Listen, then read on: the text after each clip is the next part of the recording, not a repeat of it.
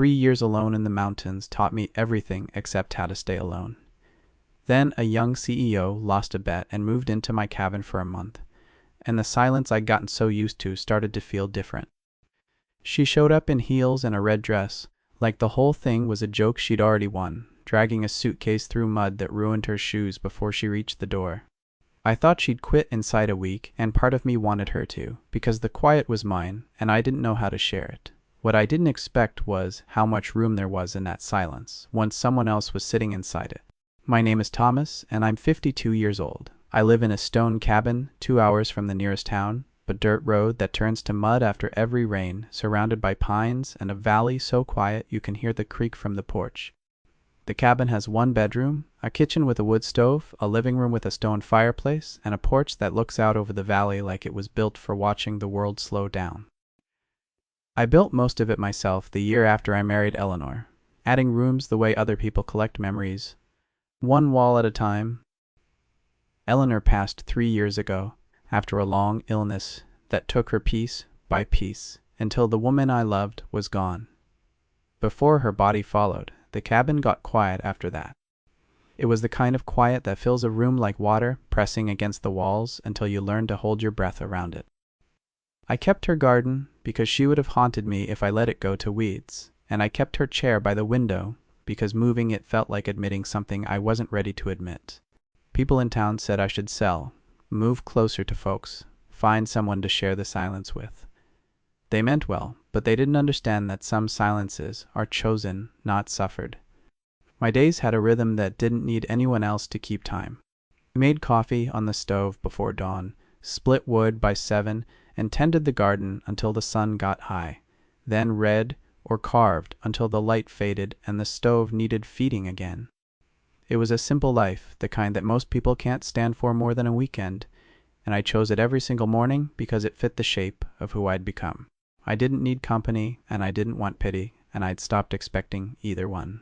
The trouble started when a development company called Meridian Partners decided they wanted to buy the valley below my cabin for a luxury resort. They sent letters, then lawyers, then offers that went up every month like they thought my resolve had a price tag they just hadn't found yet. I said no every time, and so did my neighbors, because that valley was the reason most of us lived up here in the first place. The creek runs through it, and the elk come down in the fall. And once you pave over something like that, you don't get it back. The company sent their CEO to a town hall meeting in person, which was the kind of move that tells you they'd run out of patience and decided to try charm. Her name was Sophia, and she walked into that community center like she was buying the room, not the valley. She was maybe 30, blonde, sharp as a fresh blade, and she gave a presentation about economic growth and job creation that made the whole thing sound like she was doing us a favor by taking our land. I stood up and told her that progress meant nothing if the place you loved wasn't there anymore, and she smiled at me the way people smile at children who don't understand how the world works. Someone at the back of the room, one of her own people, said something about how she wouldn't last a week living the way we do. The room got quiet, and Sophia's smile went stiff, and she said she'd last a month without breaking a sweat. I was tired of talking, and tired of lawyers, and tired of being treated like my life was a costume someone could try on for fun. So I said fine. 30 days in my cabin. No phone, no money, no assistant. And if she made it, her company would drop the land deal for good. If she quit, I'd sell willingly and sign whatever they put in front of me.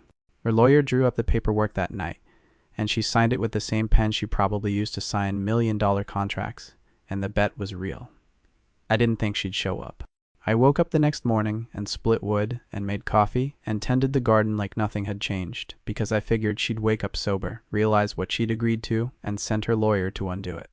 But she showed up on a Tuesday afternoon, and from the moment she stepped out of that car, I knew 30 days was going to feel a lot longer than either of us expected.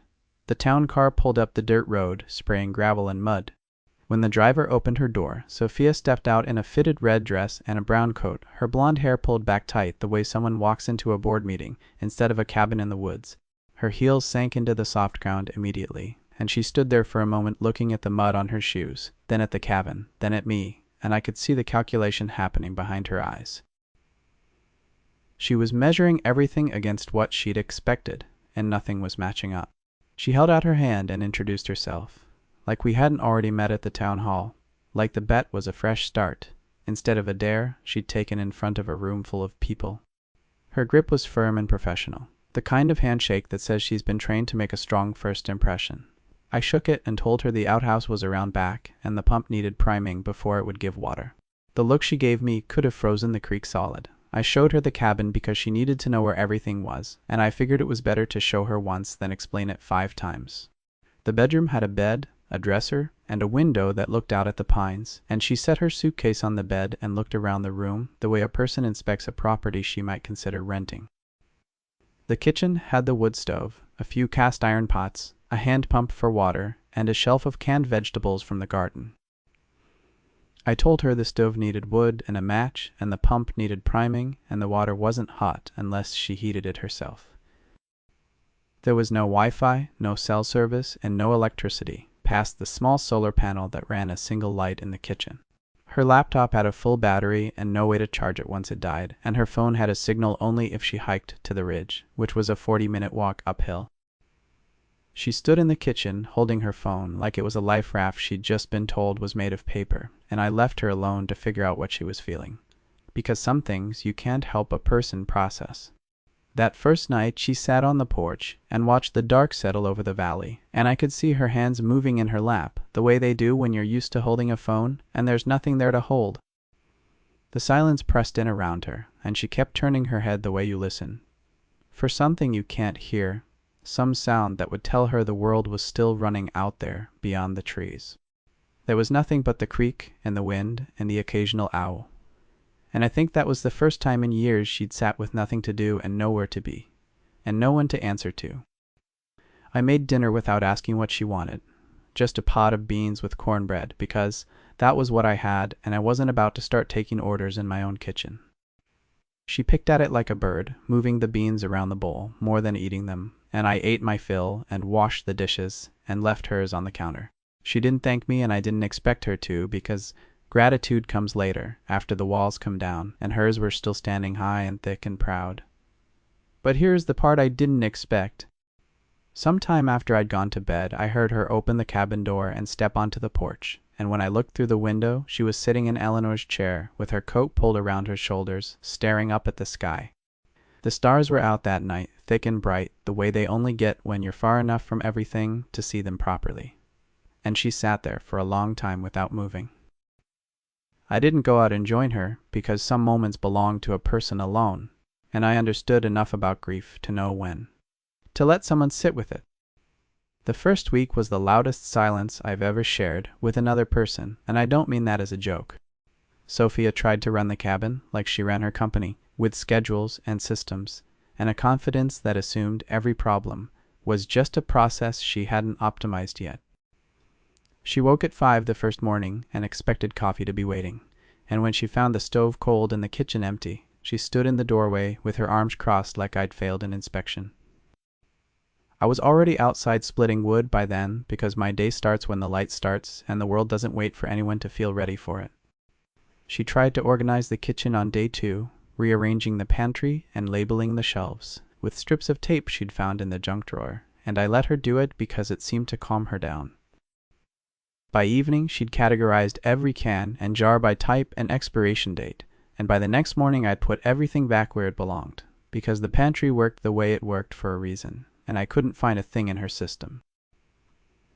She stared at the restored shelves over breakfast and didn't say a word, but her jaw was set tight enough to crack walnuts. The frustrations piled up like cordwood, each one small but steady, a constant friction that wore on her the way water wears on stone. She couldn't light the wood stove because she kept shutting the damper before the fire caught, and the matches kept burning down to her fingertips before she could get a flame going.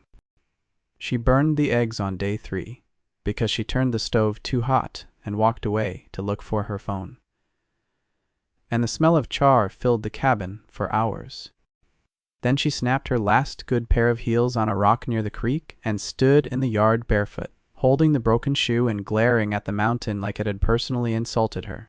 I watched all of this from the porch or the garden or the woodpile, and I didn't laugh, not once. Because laughing at someone who's struggling is a quick way to make sure they never trust you. What I did was show her again every time, the way you show a kid to ride a bike. I demonstrated how to stack the kindling so the air could move through it, and how to feel the draft with your hand before you light the match, and how to tell when the beans were done by the sound they made in the pot. I kept my hands off and my voice even and my patience intact. I didn't make a thing of it when she got it wrong, because getting it wrong was part of learning, and learning was part of the bet, whether she knew it or not. On the morning of day 4, she lit the stove on her first try, and she stood there watching the flame catch the kindling and climb up through the wood, like she'd just closed a deal that took years to land.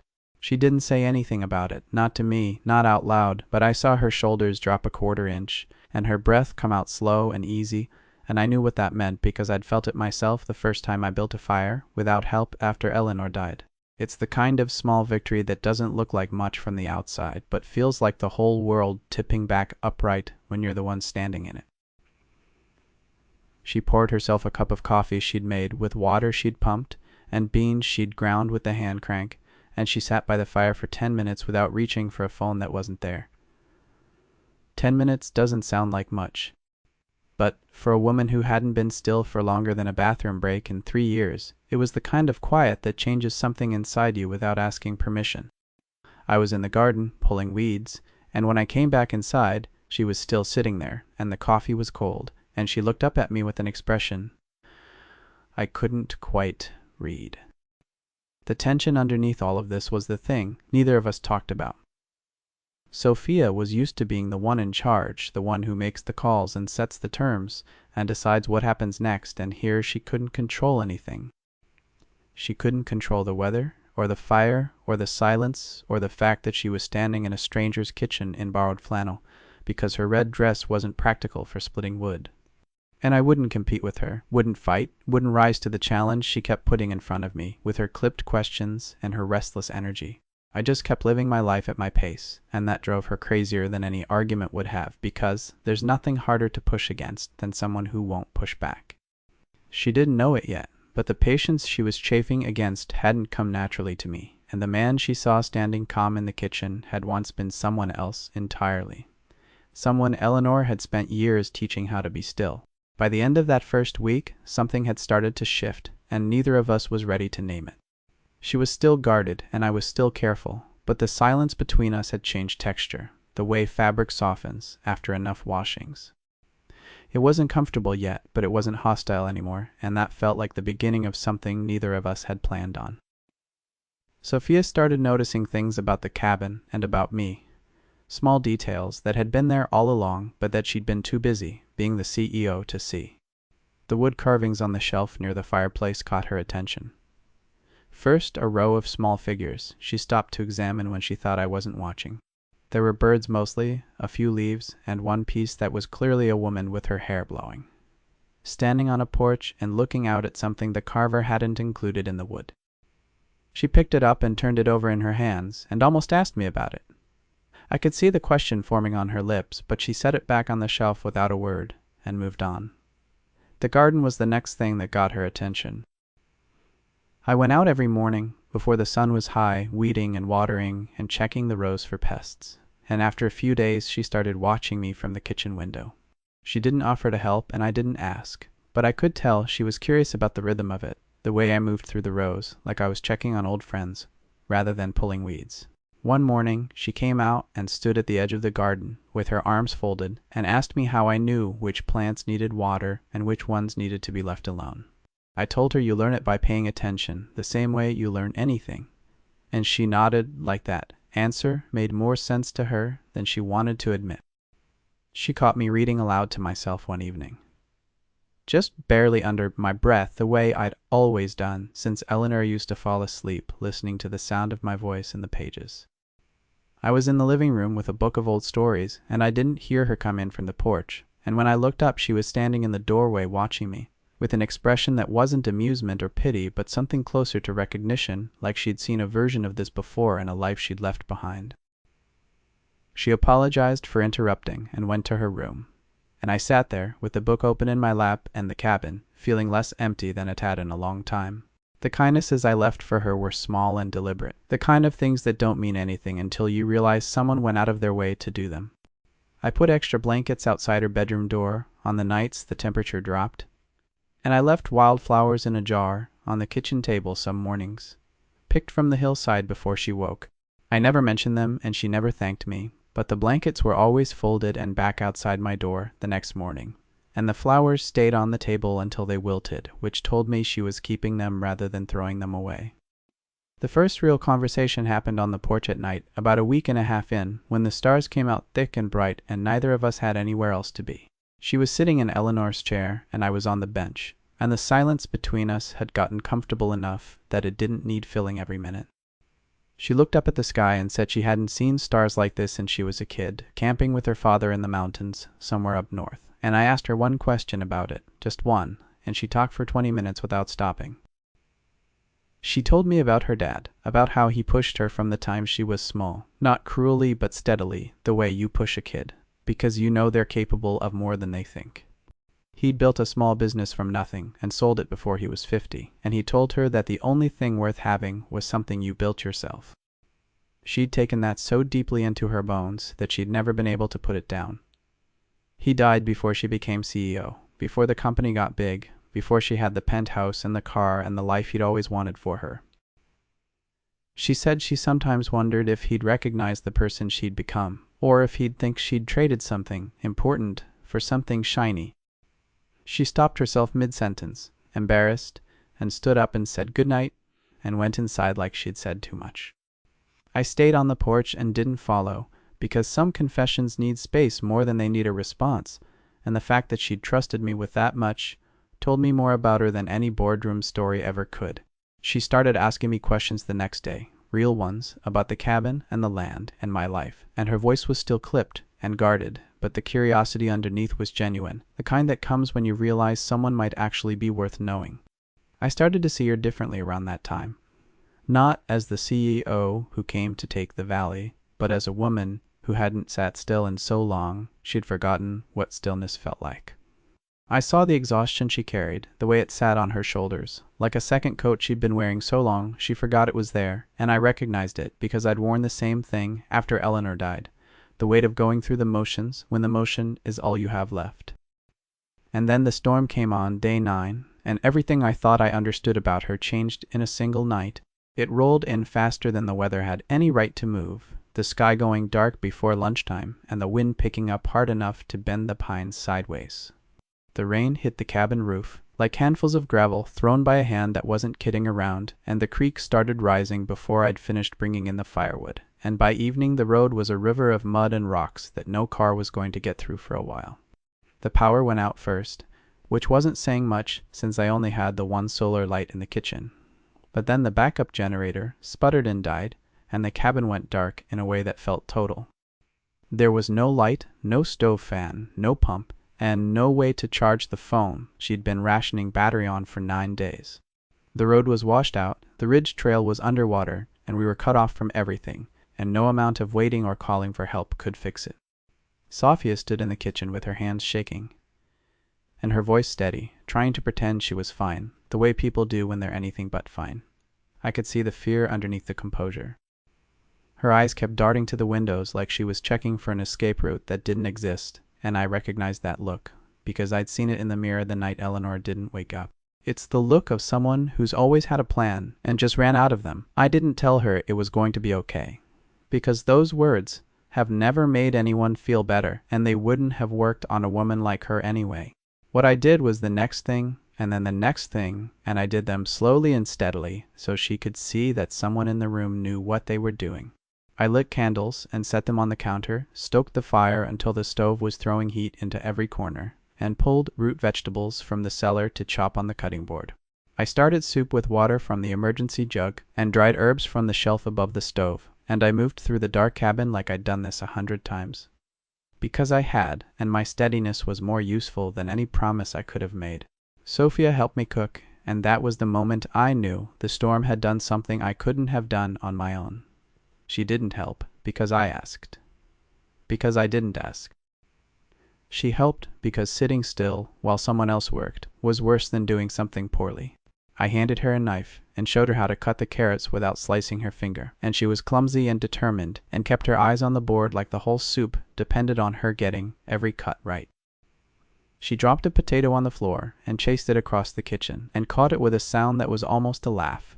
And when the soup was done and we sat down to eat by candlelight, she did laugh. A real one, full and surprised like it had come from somewhere she'd forgotten existed. I hadn't heard a sound like that in my cabin since Eleanor, and it hit me somewhere deep and unexpected. The kind of feeling you don't name because naming it makes it real and you're not ready for real. We ate in the candlelight and the storm hammered the roof, and the soup was good, and somewhere between the second bowl and the third, the fear left Sophia's shoulders and something else took its place, something that looked like the opposite of alone. After dinner, we sat by the fire and she asked about the carvings on the shelf, the woman with her hair blowing on the porch, and this time she didn't stop herself before the question came out. I told her about Eleanor, about how we'd met at a feed store in town when I was 25 and she was 23. And neither of us knew anything about anything. I told her how Eleanor taught me to garden because I'd never grown so much as a tomato before she came along, and how she made the cabin feel like a home instead of a shelter, and how she got sick and fought it for almost a year before the fighting was over. I told her about the winter after Eleanor died, when the cabin was so quiet I carved the figure of her just to have something to do with my hands, something that felt like making instead of losing.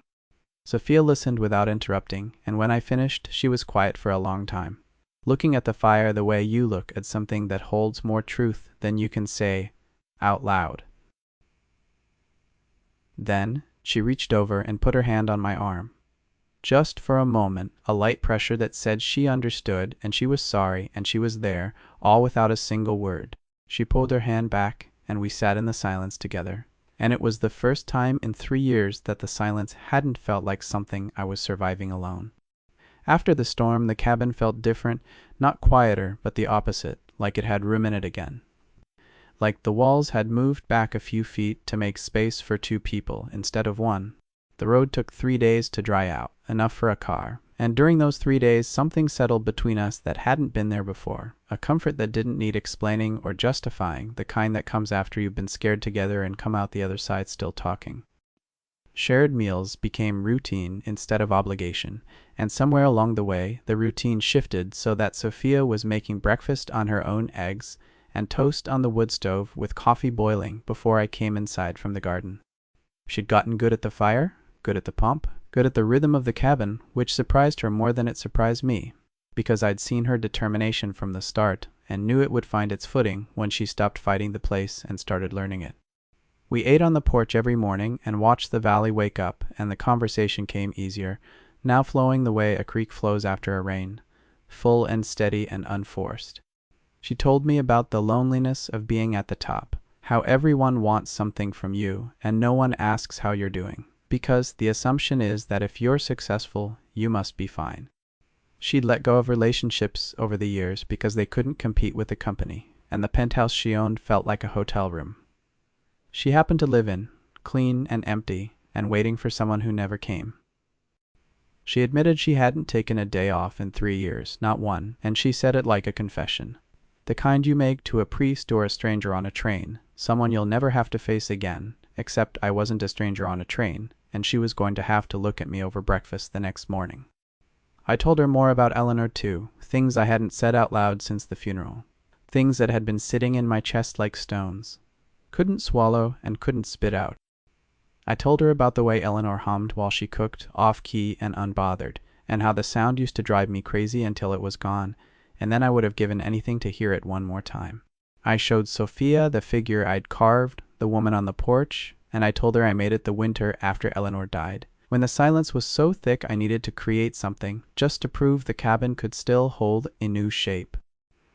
Small moments of closeness started accumulating without either of us naming them or trying to make them into more than what they were. Sophia read one of my books aloud to me, one evening sitting by the fire with her legs tucked under her, and her voice filling the cabin the way mine used to when I read to myself. And the sound of her reading stayed with me long after she closed the book and went to bed. I taught her to carve on a rainy afternoon, and she was terrible at it, impatient with the knife and frustrated by how slowly the wood gave up its shape. But she kept at it for 2 hours, until she'd produced a rough little bird that looked more like a potato with wings. She left it on the kitchen table the next morning, and I put it on the shelf next to my carvings without saying anything about it. And when she saw it there that evening, it went quiet, and I could tell it mattered. The unspoken thing between us grew the way a garden grows. Slowly and without announcement, visible only to someone paying close attention. It was there in the way she saved me the last piece of cornbread without being asked, and in the way I fixed the draft in her room before she had time to complain about the cold, and in the way we both found reasons to sit on the porch a little longer each night before going inside. Neither of us named it because naming it would have meant deciding what it was and what it wasn't, and we weren't ready for that. And maybe we both knew that the month was going to end and the naming would have to wait for a day that might not come. I didn't know it then, but that time in the cabin. Those slow evenings and shared mornings and the quiet way we'd started to fit into each other's routines was the thing I'd been missing, without knowing I was missing it. And I think Sophia felt it too, without even realizing it. The way you feel warmth after being cold for so long that you forgot what warm felt like, and just accepted the chill as the temperature of being alive. And then, on the morning of day 21, her phone lit up, and the cabin felt smaller than it had in weeks. The storm damage to the road had been repaired by the county crew the day before, and somewhere out there past the ridge, a cell tower was close enough to push a signal down into the valley for the first time since she'd arrived. The phone buzzed on the kitchen table with 3 weeks of missed messages, and the sound of it was like a door opening to a world I'd almost forgotten existed. Sophia picked it up and scrolled through the notifications with a speed that told me she'd been waiting for this moment, even when she thought she wasn't, her thumbs moving across the screen with the fluency of someone returning to their native language after speaking a foreign one. Her face changed as she read, the softness that the cabin had built over 3 weeks receding like a tide going out. And by the time she put the phone down and looked at me, the woman sitting across the table was the CEO again, polished and focused and already somewhere else. Her assistant called 20 minutes later, and I could hear the voice on the other end without trying, the urgent clipped tone of someone who's been holding things together and is about to stop. A major deal, the biggest of Sophia's career, needed her in New York by tomorrow morning, and partners were flying in from London for a closing meeting that couldn't be rescheduled without losing the whole thing. It was the kind of opportunity that comes once, her assistant said, and it was slipping away while she sat in a cabin with no cell service. I watched her pack from the porch, because watching from inside felt like intruding on something private. The red dress came back out of the suitcase, unwrinkled and sharp, and the heels she'd snapped on the creek rocks were replaced by a pair from the bottom of the bag that I'd never seen her wear.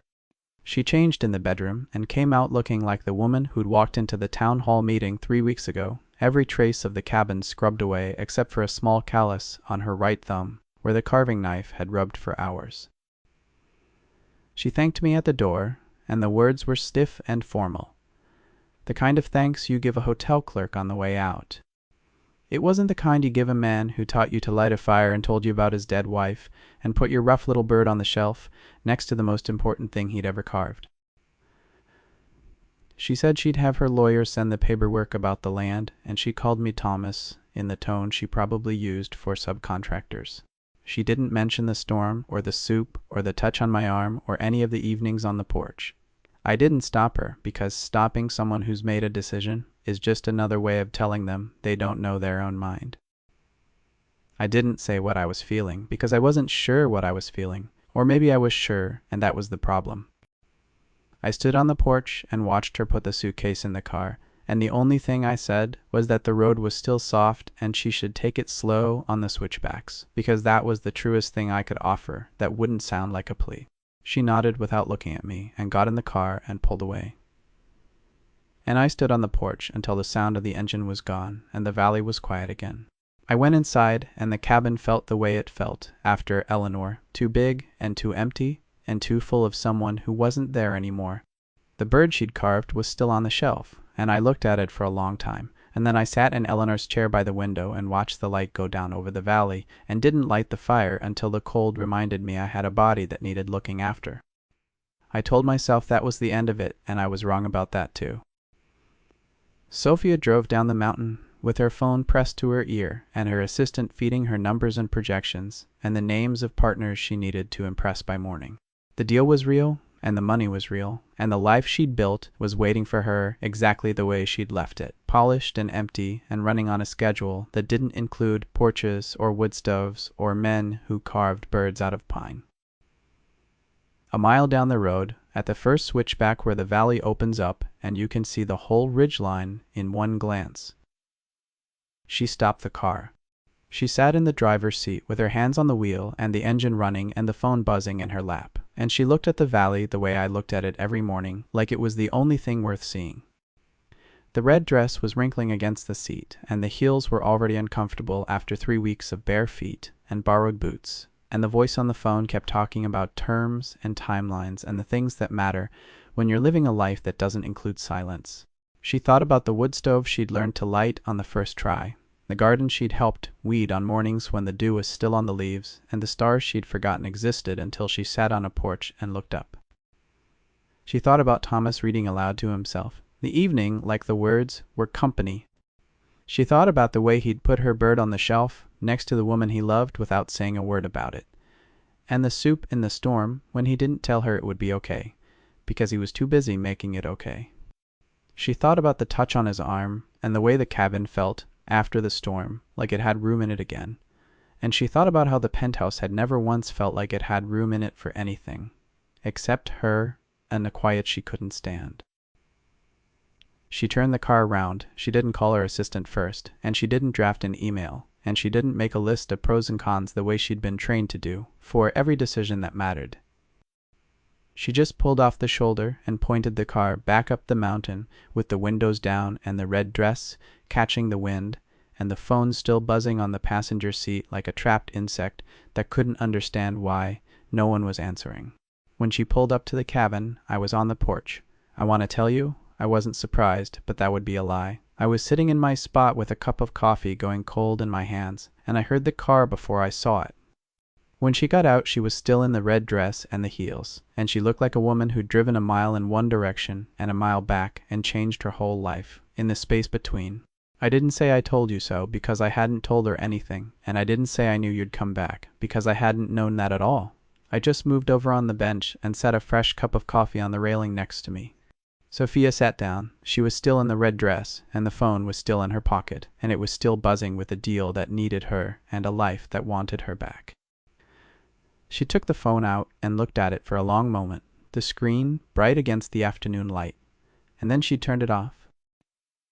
She set it on the bench between us, screen down, like it was something she'd been carrying for someone else and had finally decided to put down. I didn't ask about the deal, and she didn't explain, and we sat on the porch and watched the valley go gold in the afternoon light, and the cabin felt like it had room in it again. She'd found what she didn't expect. Not a lesson, or a man to fix her, or a simpler life to escape to, but the stillness she'd been running from since her father died, the quiet that wasn't empty, but full of something she'd been too busy to feel for years. And I found that the silence I'd been holding on to, like a grief, had room in it for someone else without even realizing it. The way a cup fills with rain without asking the rain to come. The month wasn't over, and the deal was still waiting, and the world outside the valley was still turning the way it always turns. But for now, she was here, and I was here, and the coffee was warm, and that was enough. If my story warms something in you, leave a comment below and tell me which moment stayed with you the most, because stories like this one have a way of finding the people who need them, and I'd like to know it found you.